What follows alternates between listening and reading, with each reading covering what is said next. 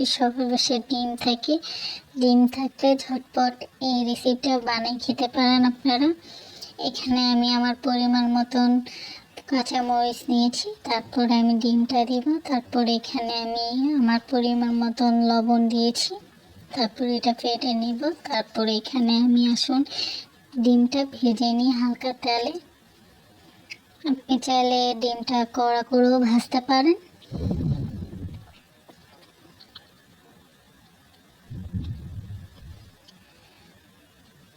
তারপরে আসুন, আমাদের ডিম ভাজা হয়ে গেছে। তারপর আমরা এখানে এখন পাউরুটিটা ভেজে নিব হালকা তেলে।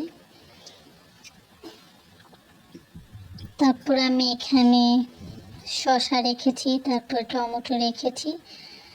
তারপরে এখানে আমি হালকা টমেটোর কেচাপ দিব। তারপরে এখানে আমি সব উপকরণ দিই। এভাবে খুব সহজে বাসা বানিয়ে খেতে পারেন আপনারা, অনেক মজা হয়।